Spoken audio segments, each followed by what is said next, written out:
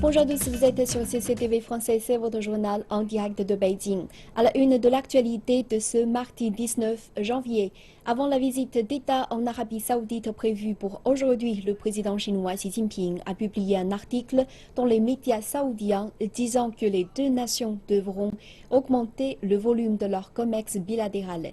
Il appelle aussi à l'établissement d'une communauté sino-saoudienne de l'énergie et à l'intensification de la coopération pragmatique dans des domaines comme les infrastructures, les investissements et les hautes technologies. Il dit que la Chine salue l'adhésion de l'Arabie saoudite à la Banque asiatique d'investissement pour les infrastructures en tant que membre fondateur et au pourparlers en vue de l'établissement d'une zone de libre-échange Chine-Golfe. Il dit que la Chine est désireuse de travailler conjointement avec l'Arabie saoudite à la promotion de la stabilité régionale et à l'interconnectivité à travers l'initiative d'une ceinture une route. Le président chinois Xi souhaite également voir accroître les échanges de personnel à tous les niveaux et encourage les Saoudiens à visiter la Chine. Le ministère chinois des Affaires étrangères a organisé une conférence de presse sur la visite du président chinois Xi Jinping en Arabie Saoudite, en Égypte et en Iran. Le vice-ministre des Affaires étrangères Zhang Ming a déclaré que la visite du président Xi au Moyen-Orient revêtait une grande signification, alors que la Chine cherche à renforcer l'engagement constructif avec la région. Il a déclaré que l'Arabie Saoudite était le premier fournisseur de pétrole brut en Afrique et en Asie de l'Ouest, et que la Chine constituait le second partenaire commercial de l'Arabie Saoudite. Le président Xi rencontrera le roi Salman bin Abdulaziz Al Saoud et participera à la signature d'importants accords de coopération. Le président Xi se rendra ensuite en Égypte, alors que cette année marque le 60e anniversaire de l'établissement des liens diplomatiques entre les deux pays. Xi Jinping est le premier président chinois à se rendre dans le pays en 12 ans. Il rencontrera le président Abdel Fattah al-Sisi ainsi que le premier ministre et d'autres membres du cabinet. Lors de sa dernière étape, le président Xi se rendra en Iran et s'entretiendra avec son homologue Hassan Rouhani en vue de planifier le développement futur des relations bilatérales. Quelle est la position de la Chine sur les conflits actuels au Moyen-Orient et quelle est sa vision dans ses relations sino-arabes?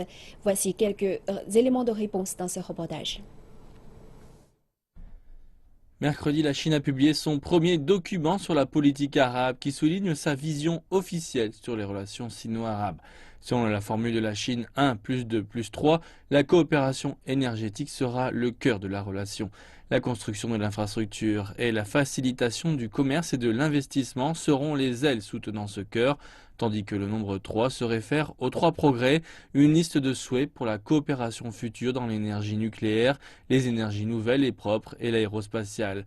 Cependant, les conflits en cours et les disputes menacent la stabilité du monde arabe et la menace du terrorisme affecte le sentiment global. Voici 2 choses que la Chine n'a jamais fait et qu'elle ne fera jamais. La première, c'est une intervention militaire. La deuxième, c'est le soutien à l'un ou l'autre des côtés. La Chine essaie de garder de bonnes relations avec tous les pays au Moyen-Orient et fait des efforts pour mettre fin au conflit et arriver à des accords de paix.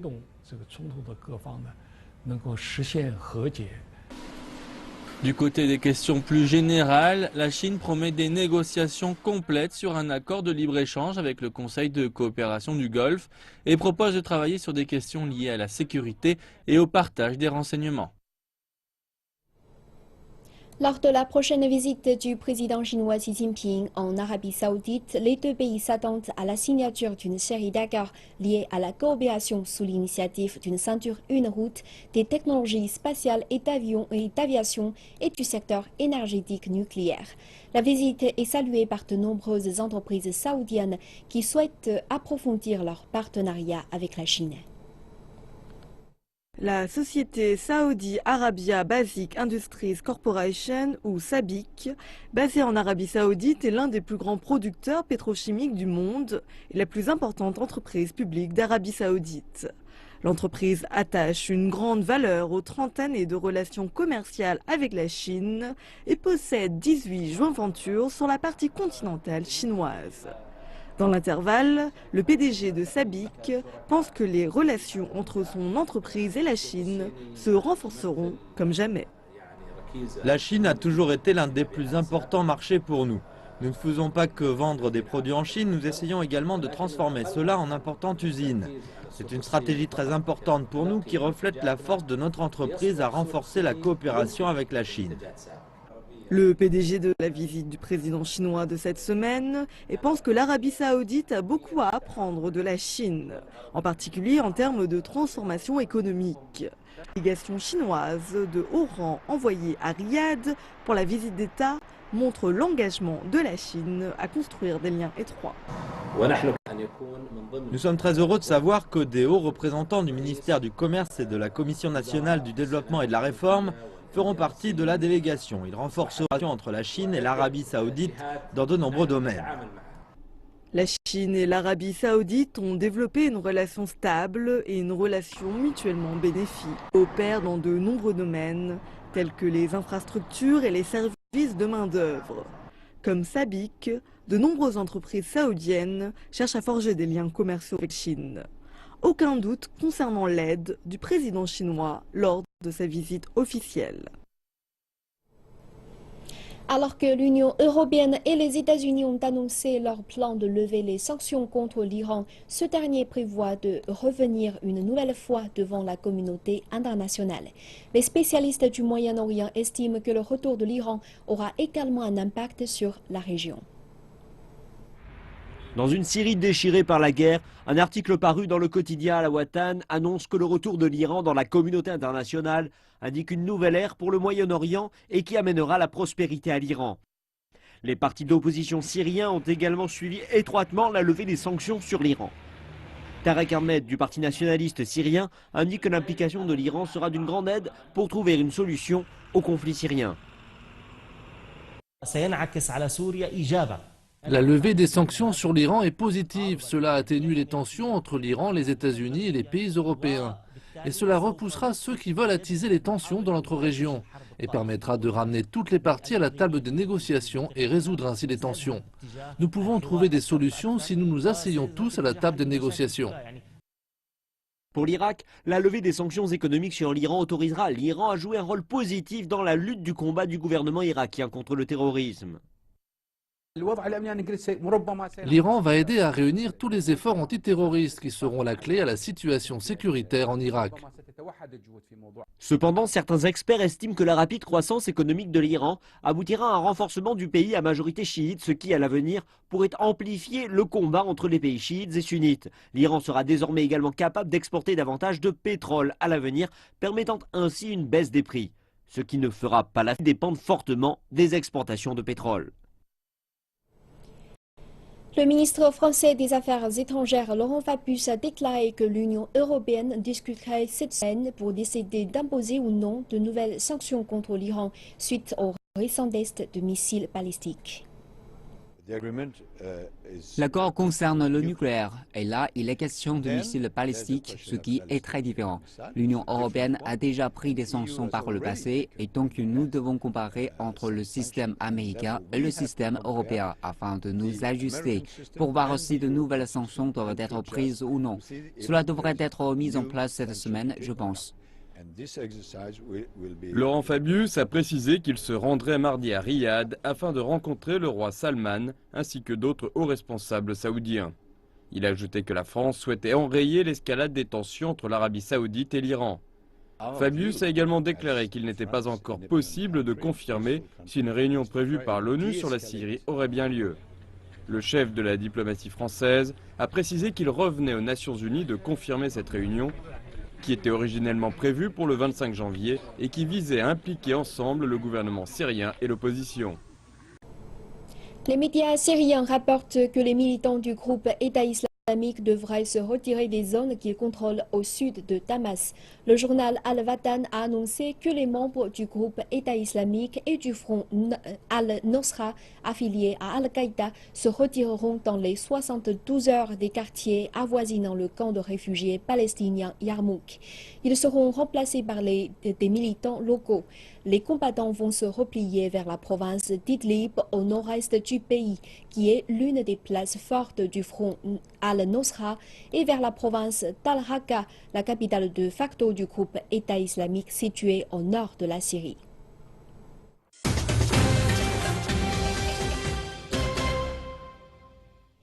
Et nous enchaînons avec de l'actualité en Chine. L'impact de l'affaiblissement du yuan sur le commerce extérieur chinois diminue. C'est ce que déclare le ministre chinois du commerce Gao Rucheng dans une interview accordée à CCTV. Il a dit aussi qu'il ne s'inquiète pas du retrait de certains capitaux étrangers en Chine, car cela ne fait qu'illustrer l'amélioration de la structure économique du pays. La récente baisse du yuan a eu un impact limité sur les importateurs du pays en raison de la mise en place d'outils contre les fluctuations du taux de change grâce aux efforts du secteur financier. La réforme du taux de change du yuan a atteint un stade qui fait que le prix est largement déterminé par le marché. Avant, quand le taux fluctuait, les traders se plaignaient. Mais depuis que le marché prend ses propres décisions, les plaintes ont cessé car les gens savent qu'ils doivent se préparer que de toujours compter sur l'indexation au dollar. Monsieur Gao dit aussi que les investissements étrangers 6% en 2015, malgré le fait que les industries les plus gourmandes en emploi quittent la Chine. Les industries des services et de la manufacture high-tech ont enregistré de bonnes performances, augmentant de 17 et de 9% respectivement. Quand nous avions juste ouvert notre marché, nous avions un avantage en termes de coût du travail et ces entreprises se déplaçaient en Chine d'ailleurs. Maintenant, avec la demande interne, la hausse du coût du travail et de la compétition, il est plus difficile de réaliser des profits. En conséquence, les entreprises étrangères changent leur stratégie. Toutefois, la plupart des entreprises étrangères ont toujours des perspectives positives en Chine. Et pour ce qui est de la demande chinoise en matières premières, M. Gao dit qu'elle est toujours à la hausse, malgré les pauvres performances du volume commercial total. La baisse des prix du pétrole et des matières premières fait gagner au pays 188 milliards de dollars et aide à faire baisser le coût de la vie en Chine. La chute de la bourse fait que 2015 restera longtemps gravé dans les mémoires des boursicoteurs chinois. Et si le regain de volatilité constaté depuis le début de l'année a poussé le président du gendarme boursier chinois à commenter la situation. De mi-2014 à mi-2015, les détenteurs d'actions chinois étaient heureux. La bourse a gagné environ 150%. Mais cette joie a brutalement laissé place aux larmes. La chute des cours, la panique et la baisse des liquidités ont pris le relais et l'indice de la bourse de Shanghai a perdu les 2/5 de sa valeur. Le président de la commission de régulation boursière considère que cette chute était inévitable. Ces fluctuations anormales signifient que les marchés de la Chine sont encore immatures. Elles ont également révélé les failles du système de surveillance qui a été inefficace et incompatible avec la situation. C'est ce à quoi nous devons réfléchir. Nous devons approfondir les réformes et améliorer la supervision afin de réduire les risques et d'assainir le marché des capitaux. Et de préciser qu'à ses yeux, les marchés des capitaux servent à améliorer l'allocation des ressources et à soutenir l'économie réelle. Mais si les cours boursiers ne reflètent plus la valeur intrinsèque des entreprises, alors une bulle se forme et à terme éclate. Le marché des capitaux doit s'en tenir à son objectif de servir l'économie réelle. Nous devons contrôler les risques et juguler la spéculation. Dans cette optique, la commission de régulation boursière va s'attaquer aux délits d'initiés et aux manipulations boursières. La publication d'informations est une obligation pour les compagnies cotées. Certaines entreprises font de la rétention d'informations ou diffusent des informations trompeuses afin d'attirer les investisseurs. Au sujet de la réforme du système d'introduction en bourse, la Commission devrait mettre en place de manière progressive le nouveau système afin d'éviter la déstabilisation des marchés boursiers actuellement volatiles. Selon les dernières données du Bureau national chinois des statistiques, les prix de l'immobilier dans les grandes villes de la Chine ont augmenté en décembre. 39 des 70 plus grandes villes ont vu leur prix des nouveaux logements s'élever par rapport au niveau de novembre. Les prix dans les villes de deuxième et troisième niveau restent cependant stables, avec 27 villes connaissant une baisse des prix. Sur une base annuelle, les prix des logements ont connu une hausse moyenne de 7,7% en décembre par rapport aux 6,5% en novembre. Selon les analystes, des mesures favorables telles que la hausse des taux d'intérêt et la réduction des versements d'acompte ont stimulé la hausse du marché. Le gouvernement chinois a encouragé l'accélération de la rotation des logements et les analystes prévoient que de nouvelles mesures seront prochainement lancées. Les prix des logements des villes de premier rang sont repartis à la hausse. Découvrons si cette tendance va se poursuivre cette année ou si elle n'est que passagère. La forte demande est le moteur de la reprise du marché immobilier dans les villes de premier rang. Malgré la récente hausse des prix, les habitants de Beijing estiment que les prix des logements vont continuer à augmenter. Je ne suis pas sûre pour la Chine dans son ensemble, mais je pense que les prix vont continuer à monter à Beijing, car les gens de tous les pays viennent s'installer à Beijing. Maintenant que la Chine assouplit sa politique de résidence, le hukou, je pense que Beijing va attirer un plus grand nombre de gens. Je pense donc que les prix de l'immobilier vont continuer à augmenter à Beijing, en particulier dans le centre.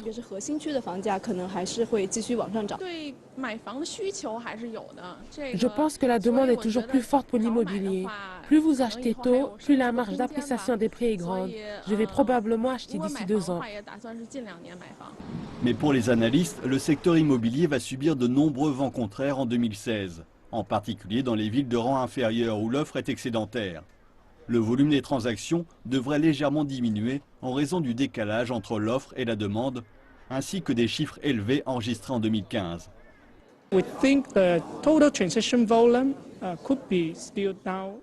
Nous pensons que le volume de transactions total pourrait diminuer de 0 à 5% sur l'année. Ceci car la reprise n'est pas généralisée. Elle est concentrée dans les villes de premier et deuxième rang. Mais dans les villes de premier rang, l'offre pourrait également décliner. En plus de la demande interne, les investissements étrangers dans le marché immobilier chinois restent forts.